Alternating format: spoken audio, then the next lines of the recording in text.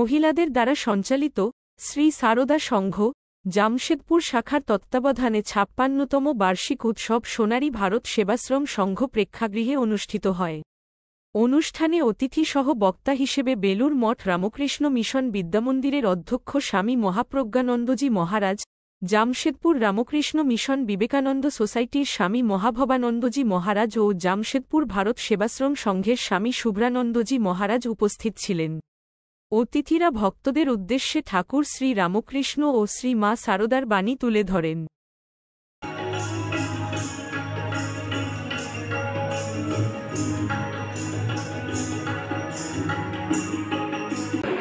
জননীং শারদাঙ্গে দেবী রামকৃষ্ণাঙ্গে জগৎগুরুং পাদপদ্মে তয়ো শ্রিত্বা প্রণমামি মুহুর্মুহুঃ।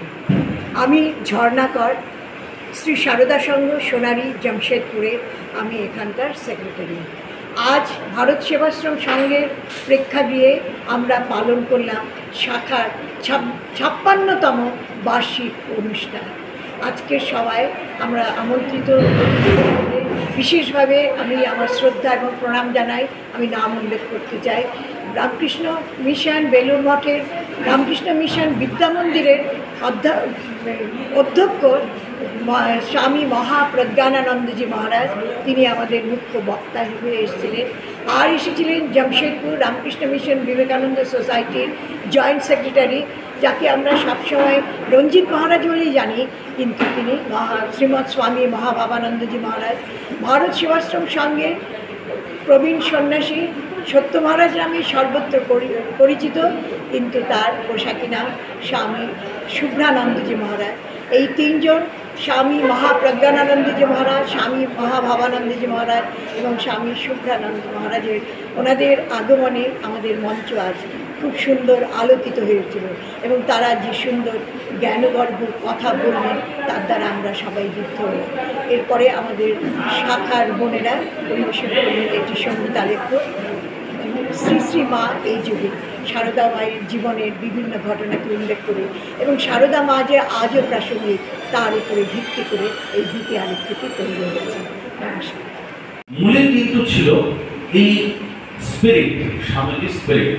স্বামীজি আরো অনেকগুলো চিঠিতে শশী মহারাজ অনেককে দিচ্ছেন যে এই স্ত্রী মঠের পরিকল্পনা কিরকম ভাবে, এই যে আজকে খুব শুনে খুব আনন্দ লাগছিল যে মায়েদের দ্বারা পরিচালিত আপনাদের এই যে সংঘ, এই যে অর্গানাইজেশন শ্রী সারদা সংঘ মায়েদের দ্বারা পরিচালিত।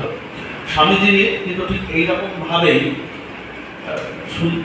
দারুণভাবে লিখেছেন, বলছেন এক পক্ষে উত্থান সম্ভব নয়, নাম্বার 1।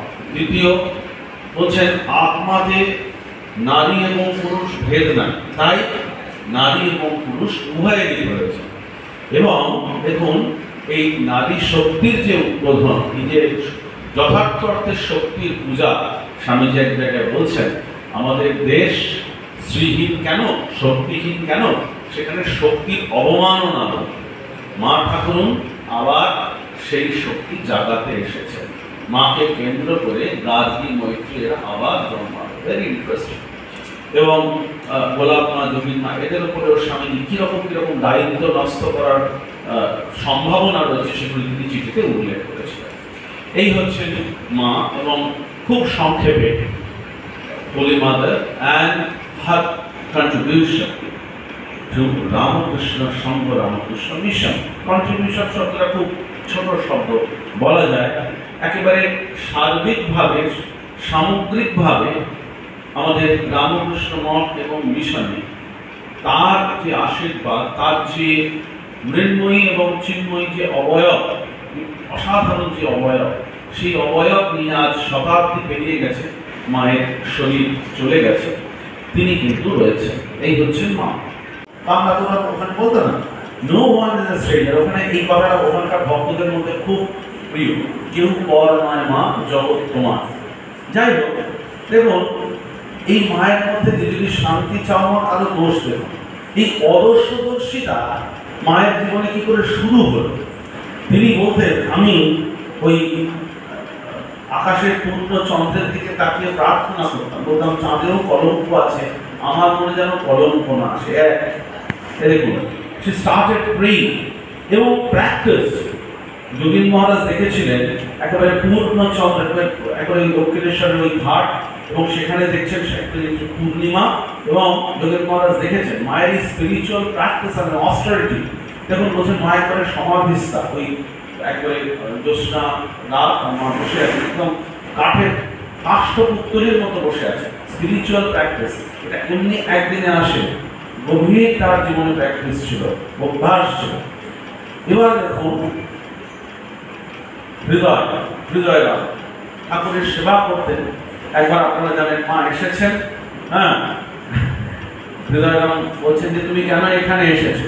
হ্যাঁ, ঠিকঠাক সময়, এটা আসার ঠিক সময় না। মা ফিরে গেলেন, প্রার্থনা করে গেলেন ভবতারিণীর কাছে, মা যদি আবার দিন দাও কখনো নিয়ে আসবো। হৃদয় কখনো তিনি দোষ দেন। কেউ কেউ বলতো হৃদয়রাম একটু পড়া কথা বলে, মা উল্টে বলতেন সে ঠাকুরের কত সেবা করেছে, সে বলবে না তো কে বলবে, তিনি কখনো দোষ দেন। আপনারা জানেন সেই তেলো ভেলোর ঘটনা, ভেরি ইন্টারেস্টিং। আমাদের লক্ষ্মীদি ছিলেন, রামলাল দাদা ছিলেন, মায়ের হাঁটতে একটু দেরি হচ্ছিল, তারা মাকে ফেলে চলে গিয়েছিল, একটু এগিয়ে গিয়েছিল, তুমি এসো আমরা অপেক্ষা করেছি। এবার মা সেই ডাকাতের হাতে পড়ে, এবং তারপর সেই ডাকাত, মায়ের ডাকাত বাবা হয়ে যান, তাকে তারপরে পরের দিন এই ডাকাত, সেই বাপি ডাকাত এবং তার স্ত্রী, তারা দুজনে আবার মাকে পৌঁছে দিয়ে আসে। মাঝে মাঝে লোকজন পরে, অনেক পরে মাকে বলতো ডাকাতের গল্প বল।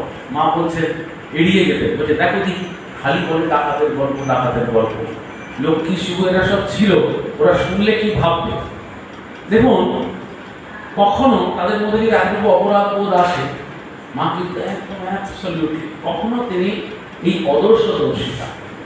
আমি মায়ের আরেকটা অসাধারণ কথা খালি বলে শেষ করবো। এটা হচ্ছে অনেক কিছু করা যায় যা আমরা মায়ের জীবন থেকে নিতে পারি, হ্যাঁ, প্রার্থনা করা। এবং আরেকটা জিনিস যেটা সব থেকে অসাধারণ, যেটি হচ্ছে মায়ের ক্ষেত্রে আমরা জানি, সেটা হচ্ছে দেখুন মানুষের সেবা। এই যে সেবা, এটা শুধু শ্রীরামকৃষ্ণের সেবা নয়, ঠাকুরের তো তিনি যা সেবা করেছেন সে তো আর বলার নয়, কিন্তু সমস্ত মানুষের মধ্যে, সে ঠাকুরের সন্তান থেকে শুরু করে, স্ত্রী ভক্ত থেকে শুরু করে, মা তাদেরকে কতভাবে অ্যাবসলিউটলি সেলফলেস সার্ভিস। এই সেলফলেস সার্ভিস আমরা মায়ের জীবন যদি দেখি, দেখবো এমন মণিমুক্ত ছড়ানো আছে। তার থেকে যদি আমরা একটু সাধারণভাবে অল্প প্র্যাকটিস করতে পারি, আমার লাইফ উইল বি ব্লেসড। এরকম একটা দুটো উদাহরণ দিচ্ছি আপনাদের। দীক্ষা, মায়ের কাছে কত লোক আসতো দীক্ষা নেবার জন্য। মায়ের কিন্তু দীক্ষার ওইভাবে কোনো নিয়ম, তিনি বহু সময় ফর্মালি দীক্ষা দিতেন, কিন্তু কখনো কখনো মানুষের যদি আকুতি দেখতেন, তিনি সব নিয়ম ভেঙেও দীক্ষা দিতেন। একবার একটি 12 বছরের ছেলেকে দীক্ষা দিয়েছে। অনেক অভিযোগ করছে, বলছে অত ছোট ছেলেকে দীক্ষা দিলেন? মা বলছে দেখো, আর ভেতরে আকুতিটা একটা সবচেয়ে বড় দর্শন দেয়া। বিখ্যাত একজন মাকে দর্শন করতে এসছেন উদ্বোধনে, নিচে বসে আছেন শরৎ মহারাজ, মায়ের ভারী শারদানন্দ, আমাদের লীলা বসন্তকার শ্রীরামকৃষ্ণের শিষ্য। মা বিশ্রাম করছেন, শরৎ মহারাজ তাকে যেতে দেবেন না, কিছুতেই ওপরে যেতে দেবেন। সে একবারে মহারাজকে ধাক্কা দিয়ে ঠেলে মায়ের কাছে গেছে। মায়ের কাছে মা তাকে কিন্তু ফেরালেন না, কথা বললেন। কথা বলে যখন সে নেমে আসছে, তার মনে প্রচন্ড অনুতাপ যে শরৎ মহারাজের সাথে আমি এরকম ব্যবহার করলাম। যখন তিনি বলছেন, শরৎ মহারাজ বলছেন, ভাই তুমি ঠিকই করেছো, এমন ব্যাকুলতা না হলে কি তার জগৎজননী দর্শন পাওয়া যায়? ভক্তরা আসছে একবারে সকাল থেকে, জয়রামবাটি দেখুন, উদ্বোধন দেখুন, সকাল থেকে আসছেন, আর কিন্তু কাজের কোনো বিরাম নেই, সেবার কোনো বিরাম নেই। মা 67 বছর শারীরিকভাবে বেঁচে ছিলেন, তার বয়স তখন 60-এর ওপর, 60+। জয়রামবাটিতে একদিন হঠাৎ করে রাত্রি 2:30-3টের সময় একজন সন্তানের ঘুম ভেঙে গেছে। সন্ন্যাসী সন্তান, তিনি তখন ব্রহ্মচারী। দেখছেন হঠাৎ করে একটা শব্দ আসে ঠুক ঠুক করে। তখনকার দিনে অন্ধকার, তো তিনি বেরিয়ে এসে দেখছেন মা একটা ছোট লণ্ঠন নিয়ে ওই পাথর খুঁড়ছেন, খন্তি স্পেট। কি ব্যাপার?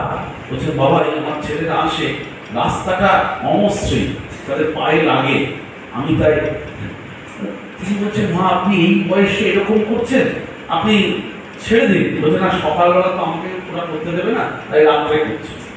তখন সেই সন্তান বলছে, মা আপনি ছেড়ে দিন, আমি করছি।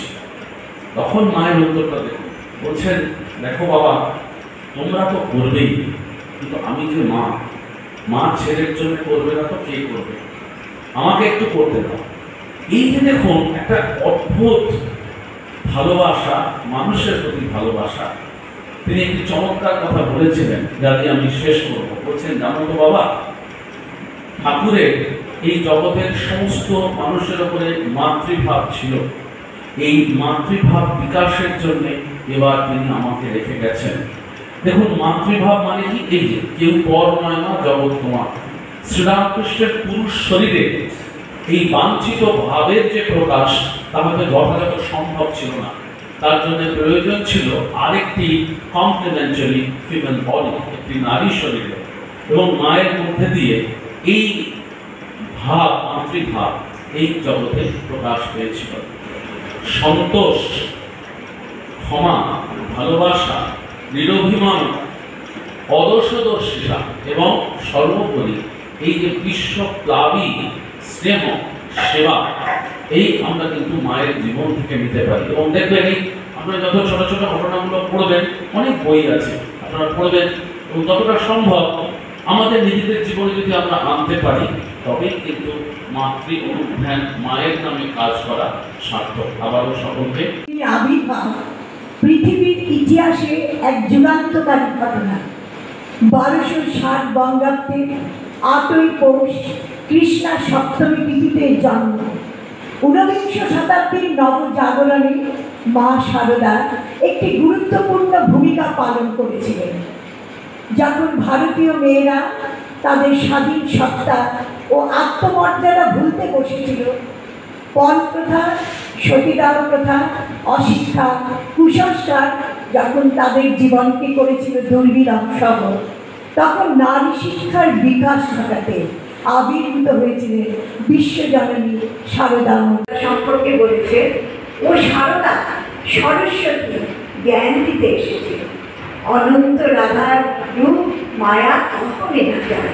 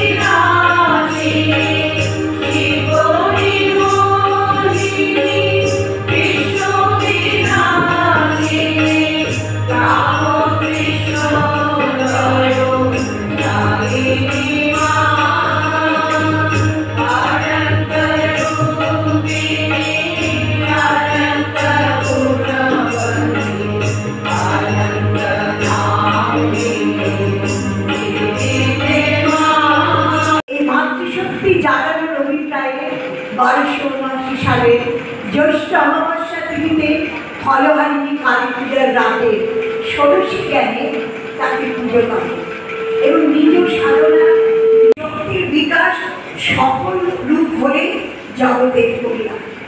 স্বামী বিবেকানন্দ বলেছে, সর্বং সাহা স্বার্থ শূন্য নিত্য ক্ষমাশীলা জননী হলে আমাদের মা শারদা মণি দেবী।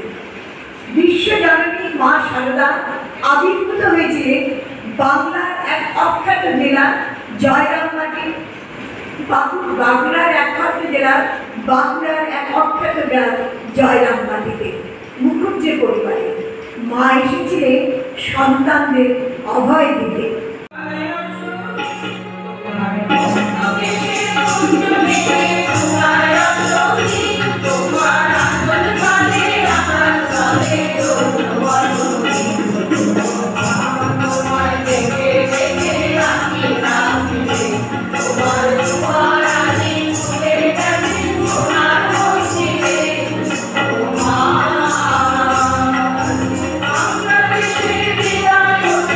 আমরা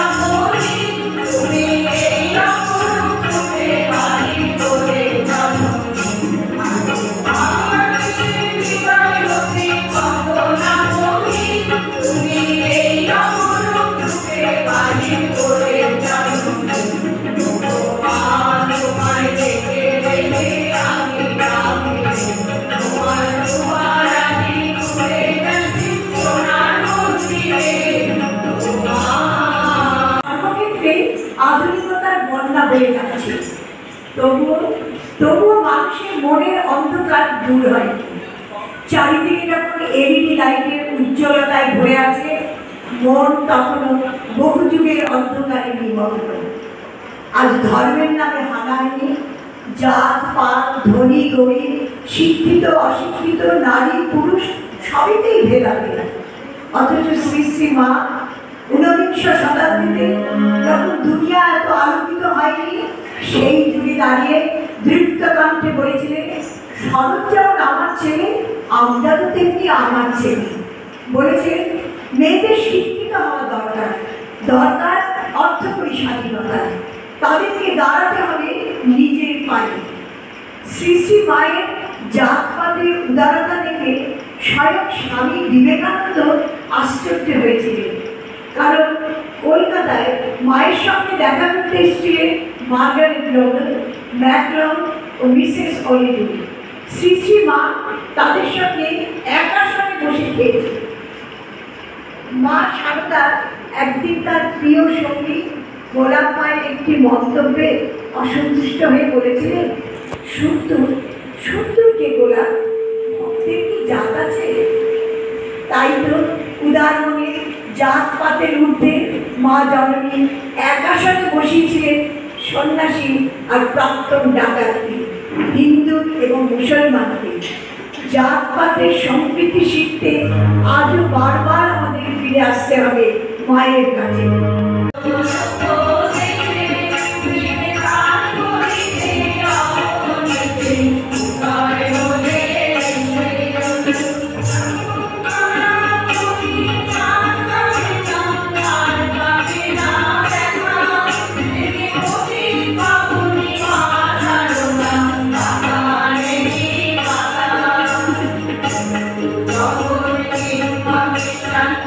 Oh